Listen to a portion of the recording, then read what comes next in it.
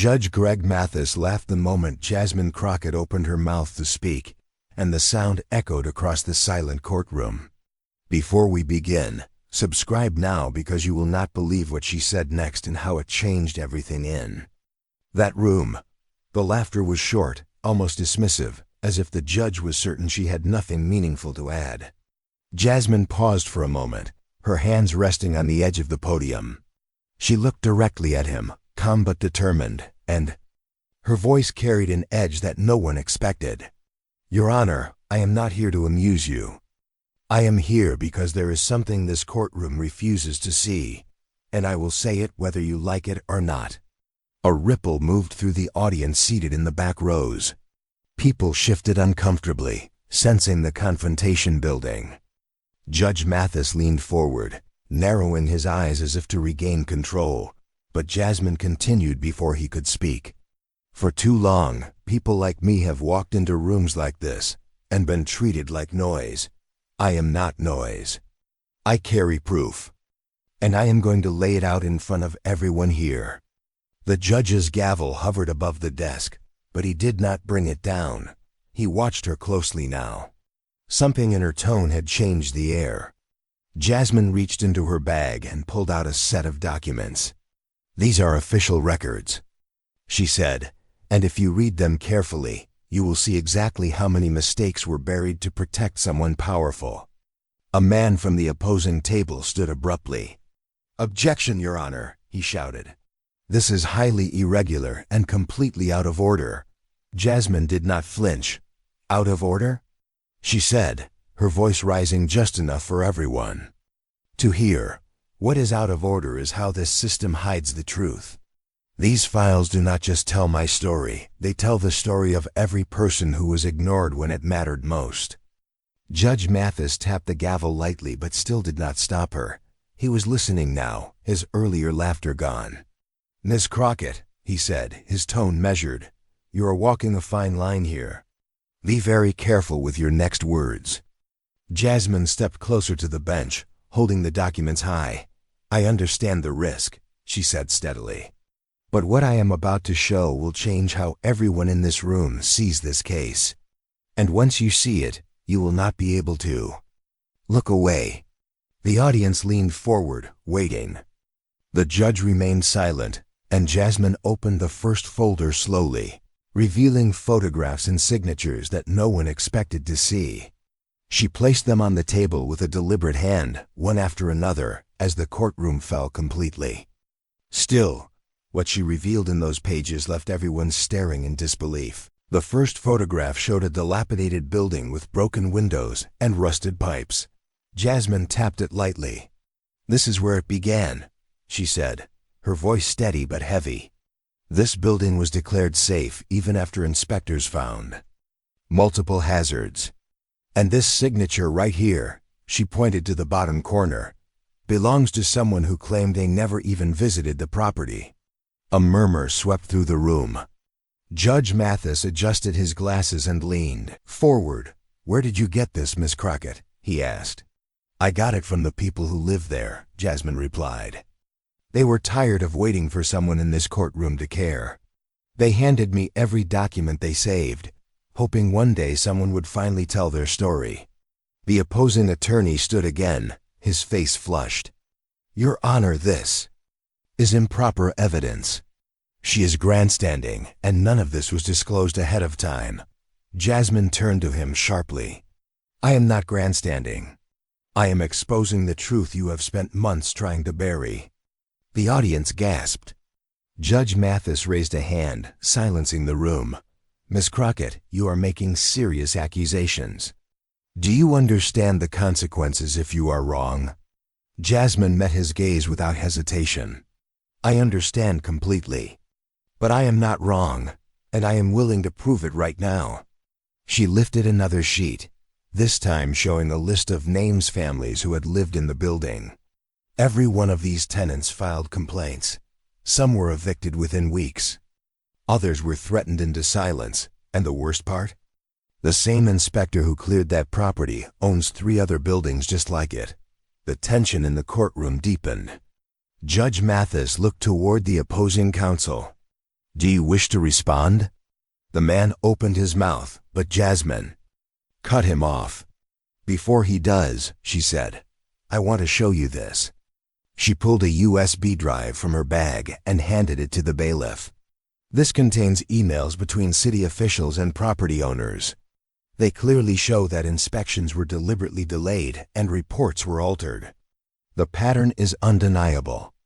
Judge Mathis stared at the small device now resting in his hand. For the first time, he looked unsettled. If this is true, he said slowly, then we are dealing with something far larger than this single case. Jasmine nodded. Exactly, Your Honor, and that is why I will not be silent, because if I stay quiet, more people will suffer, and I cannot allow that. A woman in the audience stood suddenly, tears in her eyes. She is telling the truth, she said, her voice trembling. I lived in that building. I begged for help, and no one listened. My daughter got sick because of the mold in our walls. The room erupted with voices, people speaking out, sharing their experiences. Judge Mathis struck the gavel repeatedly, calling for order. But the damage was done. Everyone in that courtroom now knew that Jasmine was not alone. Judge Mathis finally restored order with a firm strike of the gavel. The noise subsided, but the tension remained, hanging in the air like a storm about to break. He looked at Jasmine, then at the audience and said, if anyone else has information relevant to this case, speak now or remain silent until this court decides how to proceed. For a moment, no one moved. Then, a man in a dark suit at the back of the room raised his hand. He was older, with tired eyes and a folded piece of paper in his grip. Your Honor, he said softly, I worked in the housing authority for 20 years. I know exactly how those inspection reports get buried. The audience collectively gasped. Jasmine turned toward him. Would you be willing to testify? She asked. The man nodded and slowly stepped forward. Yes, but I will need protection. People have lost their jobs for less than this. Judge Mathis gestured for him to approach the witness stand. You will be sworn in now, he said, and your testimony will become part of the record. The man handed the folded paper to the bailiff before sitting down. It was a list of addresses, dates, and names places where inspections had been falsified. Judge Mathis studied it carefully, his brow furrowed. This is serious, he muttered, almost to himself. Then louder, Mr. Harris, are you confirming that city officials and inspectors knowingly cleared unsafe properties in exchange for favors or payment? Yes, Mr. Harris said, his voice shaking slightly. It has been going on for years. I have emails, signed approvals, and payment records. It is all here. The opposing attorney jumped up again. Your Honor, this is outrageous. These allegations are unsubstantiated. We cannot allow this circus to derail the proceedings. Jasmine stepped forward quickly. This is not a circus. This is evidence that people in power endangered lives and silenced those who tried to speak. Out. Judge Mathis held up a hand. Enough. I will decide what is admissible. But I will also not ignore credible testimony. Mr. Harris, your documents will be reviewed immediately. He turned to the opposing counsel, his tone sharper now. And if I find that your clients were aware of any of this, you will answer for it. Jasmine could feel the shift in the room. The laughter that had greeted her earlier was a distant memory. She had forced everyone to see what they had been ignoring. But before she could even take a breath, another woman stood up from the audience. She was visibly nervous, clutching a small flash drive in her hand. I worked in the finance department, she said, and I think I know where the missing money went. Judge Mathis looked at her with disbelief. Come forward, he said. Jasmine realized then that this was no longer just her battle. The truth was spreading, and more voices were ready to join her. The woman with the flash drive walked slowly to the front, her hands trembling as she extended it to the bailiff. Judge Mathis leaned forward. Your name, please, he asked gently. Linda Foster, she replied, barely above a whisper. I worked as an accountant for the Housing Authority for 7 years. I was told to process payments that made no sense. Large sums went to vendors who never showed up to do any work. Judge Mathis nodded to the bailiff to collect the drive. Do you have evidence that these payments were connected to the falsified inspections? He asked. Yes, Linda said, her voice stronger now. The payments went to shell companies owned by people connected to the inspectors and city officials. I saved everything because I knew one day someone would ask the right questions. The opposing attorney rose abruptly, visibly shaken. Your Honor, this is absurd. We cannot allow this kind of evidence without proper review. My clients are EPUTIONs. Sit down, Judge Mathis ordered firmly. The gavel struck once, silencing the protest. This court will not ignore testimony and records that indicate systemic corruption. Ms. Foster, your information will be reviewed, along with Mr. Harris's documents immediately. Jasmine felt the air in the room shift. The narrative was no longer about her claims alone. 2 credible insiders had just confirmed her allegations with evidence no one could dismiss. She looked at Linda, who met her eyes with a small nod of encouragement. Judge Mathis exhaled and removed his glasses. This is no longer a standard hearing, he said gravely. We are now dealing with potential criminal activity on a large scale. I will be ordering a full investigation, and no one in this courtroom is exempt. The audience erupted into murmurs again. Jasmine used the moment to step forward. Your Honor, I am grateful that you are willing to act, she said.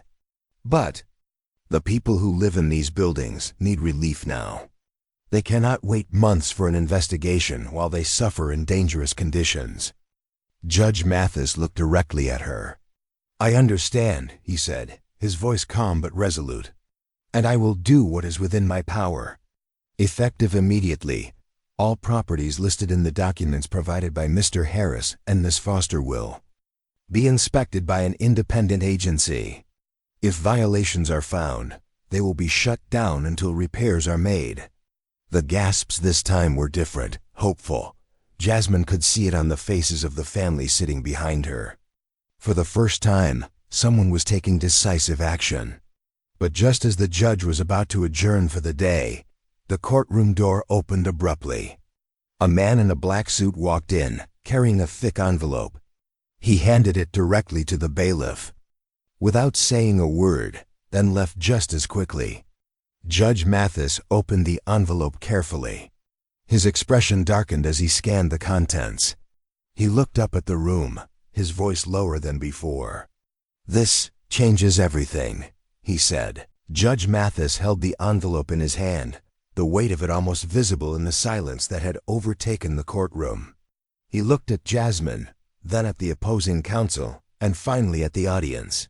What I am holding, he said slowly, contains evidence that could not only dismantle this case, but dismantle the very institutions involved. The opposing attorney jumped to his feet. Your Honor, we request a private review. No, Judge Mathis interrupted, his tone cutting like steel. This court will not hide the truth. I will review these documents here, in front of everyone. Jasmine watched as the judge opened the thick packet of papers. His eyes moved quickly over each page, and with every turn, his jaw tightened.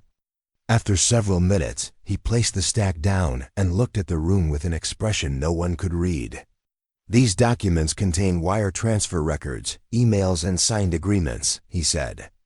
They confirm that senior city officials approved illegal payments to cover up inspection failures and threaten anyone who questioned them. And there are names, high-ranking names. Gasps rippled through the courtroom. Jasmine's heart pounded as the judge read out some of the names, each one more shocking than the last. These were people no one ever imagined could be connected. Linda Foster buried her face in her hands. I knew it, she whispered. I knew it went higher than anyone thought. Mr. Harris nodded grimly from the witness stand. They have been untouchable for years, he said. Anyone who spoke up was destroyed. Judge Mathis raised his gavel. "Not anymore," he said firmly. "This ends now. I am ordering the immediate seizure of all financial accounts tied to these shell companies and the arrest of any official named in these documents." The opposing counsel tried to object again, but his voice was drowned out by the murmurs of the crowd. Jasmine stepped forward. "Your Honor," she said carefully, "these actions could save lives. But we cannot forget the families living in these dangerous buildings right now. They need immediate help." The judge nodded, agreed. "Starting today, all tenants in the affected properties will be relocated to safe housing at the city's expense until the buildings pass independent inspections. Their safety is now this court's priority." Applause broke out from the back of the room. Jasmine turned to see families hugging each other, tears streaming down their faces. For them, this was not just a legal victory, it was survival. But Judge Mathis was not finished. He looked directly at Jasmine. "Miss Crockett," he said, "your persistence is the reason we have reached this point. But I need to ask you something serious. Are you prepared to testify at the federal level? Because the Department of Justice will want you on record." Jasmine hesitated. She knew that stepping onto that stage would change her life forever. "I will do it," she said finally, her voice steady. Judge Mathis gave a single nod. "Then, prepare yourself, because this is about to become bigger than any of us imagined." The courtroom was now a scene of hushed chaos. Families cried tears of relief, attorneys whispered frantically with their clients, and reporters outside the courthouse scrambled to understand what had just unfolded. But Judge Mathis's words still lingered in the air. Federal level. Jasmine stood still, her heart racing. She had known that uncovering the truth would be dangerous, but the gravity of what she had just agreed to was finally sinking in, testifying. At the federal level meant her name, her face, and her evidence would be placed in front of the entire nation. There would be no way to step back once that happened. Judge Mathis looked at her again. "You understand the risk, Miss Crockett. This investigation will expose powerful people who will not hesitate to retaliate." Jasmine straightened her shoulders. "I understand, Your Honor, but the people who trusted me to speak for them cannot go unheard now. If they are willing to stand with me, I will stand for them." Before the judge could respond, the courtroom doors burst open. 2 federal agents in dark suits entered, flashing their badges. One of them approached the bench and handed Judge Mathis an official order. He read it carefully before speaking. "This case is now under joint investigation with the Department of Justice," he announced. "All evidence will be transferred immediately, and the individuals named in these documents are being placed under federal surveillance until formal charges are filed." The opposing counsel slumped in his chair, pale and defeated. Jasmine glanced at him, then back at the families in the audience. They were holding each other, some crying, some smiling through the tears. But just as the tension seemed to ease, one of the federal agents stepped closer to Jasmine. "Miss Crockett, we will need to place you under temporary protective custody," he said quietly. She blinked in surprise. "Protective custody? Is it that serious?" The agent's expression was grim. "We intercepted communication this morning suggesting that certain parties might try to intimidate or harm key witnesses. You are at the top of that list." Jasmine's breath caught. She glanced at Linda Foster and Mr. Harris, who both looked equally alarmed. "They cannot scare us into silence," Jasmine said finally. "If this is what it takes, then so be it." Judge Mathis stood once more. "This court will adjourn pending federal proceedings. But let it be known, no one will escape accountability. This city and this country will see justice." As the gavel struck for the final time, Jasmine felt a mix of fear and determination wash over her. She knew the road ahead would be dangerous, but for the first time, it felt like the truth had a real chance. She gathered her documents, ready to leave with the agents. But just as she reached the door, a man in the hallway called her name softly. Jasmine turned to see an unfamiliar face, holding an envelope. "I think you need to see this," he said, slipping it into her hand. Inside was a single sheet of paper, and what it revealed was even more shocking than what had just happened in court. Jasmine stared at the envelope as she stepped aside with the federal agents. She unfolded the paper and read the first line. Her eyes widened. It was a list of names she recognized, but not from the courtroom. These were federal officials, judges, and law enforcement leaders. Next to each name was a coded note, some marked protected, others compromised. She looked up at the man who had handed it to her. "Where did you get this?" she asked. He shook his head nervously. "I cannot explain now. But if you thought the corruption stopped at the city level, you are wrong. This goes higher, and there are people in powerful positions who do not want this case to move forward." One of the federal agents stepped closer. "What is in that paper?" Jasmine folded it and tucked it safely into her bag. "Evidence," she said firmly. "Evidence that we are dealing with something even bigger than we imagined." The agents exchanged uneasy glances. "We need to leave now," one of them said. As they escorted Jasmine through the courthouse exit, she glanced back. Families were still gathered in small groups, hopeful for the first time in years. She could not let them down. Once inside the secure vehicle, Jasmine turned to the agents. "If this list is real, we cannot trust everyone in the system," she said.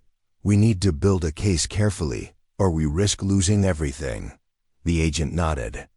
"We will run this through an internal verification team, but you need to prepare yourself. Taking this public will make you a target."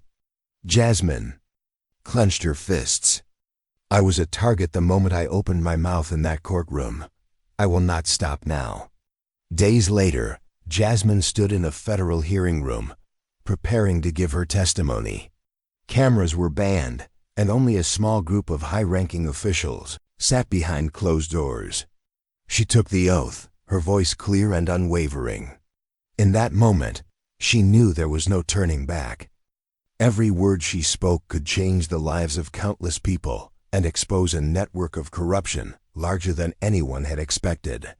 As her testimony began, she noticed one official exchange a subtle nod with another.